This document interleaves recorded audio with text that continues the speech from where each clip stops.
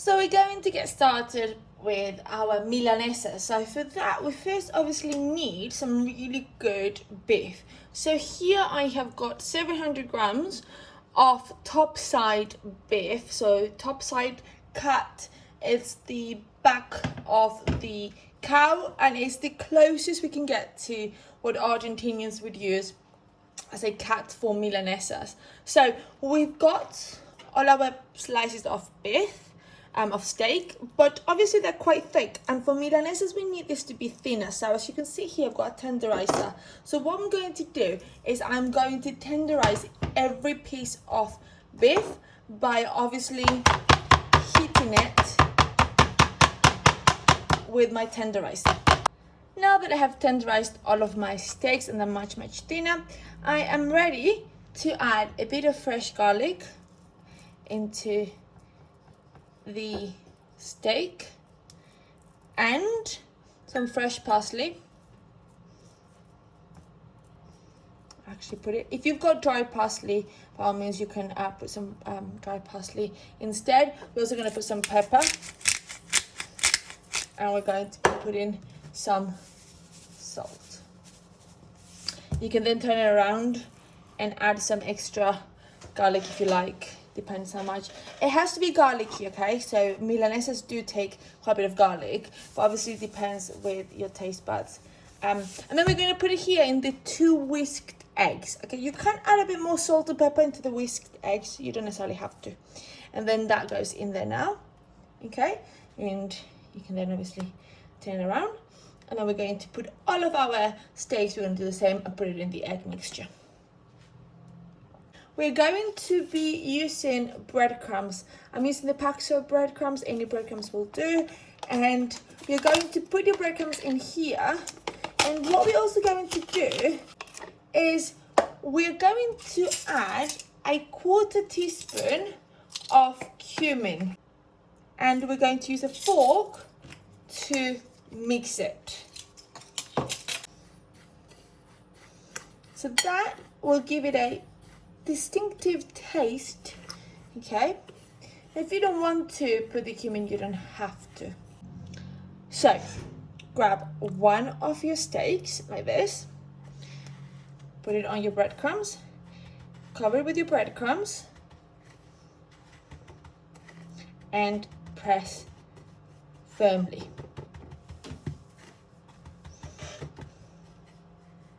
You can then turn it around and do the same thing. When it looks like that, it is ready to be put on a plate and move on to the second one. So we're going to get started with making the Milanesas. So we've already breaded the beef, and now what we need to do is we need to fry the Milanesas. Now we are going to be frying, so I've got them all here, okay, and then we are going to be putting them on a plate that has got some kitchen towel so it absorbs any extra oil or any excess oil.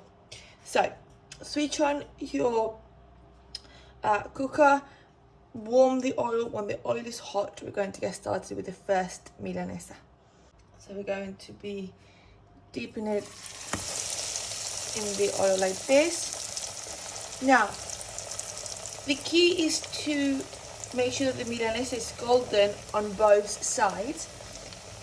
It will take literally maybe about a minute on both sides maximum. When you see that it's golden on both sides, you're ready to take it out. Put it on your plate with a towel and add your next Milanesa.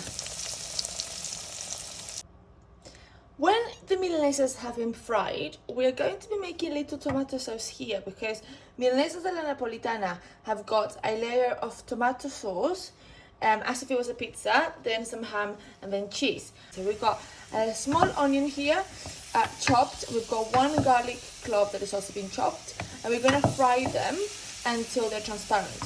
Whilst I'm doing this, at the same time, I'm going to be boiling some hot water because I'm going to start preparing my mashed potatoes. When your onions are cooked, we're going to be putting our chopped tomatoes. Now I'm going to be putting half a can of finely chopped tomatoes. We're going to stir. To this, we're going to be adding salt, pepper, and we're going to add that teaspoon of oregano. And we're going to stir.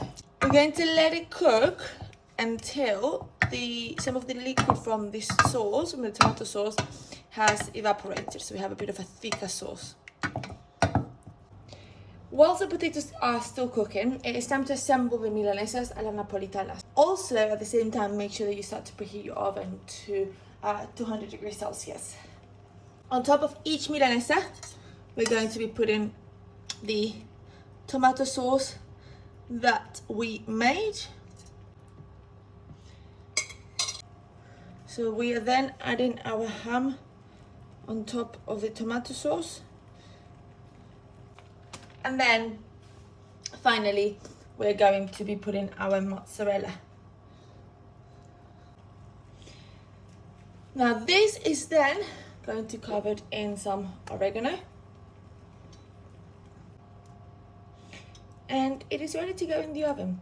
Now, as you probably have noticed, I have put it on parchment paper. My biggest advice would be to do the same. And the reason why that is good is so that the milanesas does not stick to your pan. Okay, so ready for the oven, and we're going to cook them until the cheese has melted. It's about 10 to 15 minutes maximum. After 10 minutes in the oven, this is how they look. The cheese has melted and they look absolutely to die for. So what we're going to do now is we're going to finish with the mash, and I'm going to show you how to do a true Argentinian mash. So we're going to finish by mashing our potatoes. Now, obviously, mashed potatoes always have butter. So we're putting 50 grams of butter. We're also going to be adding a good dash of milk. And we're going to be adding, as usual, some salt and pepper, but a good amount of salt. But to make mashed potatoes as they do in Argentina, there is one extra key ingredient that we add that we don't add, let's say, in the UK, and that is nutmeg. So what we do is, if you've got some ground nutmeg, you can use that, but otherwise get some fresh nutmeg and grate nutmeg on your mash.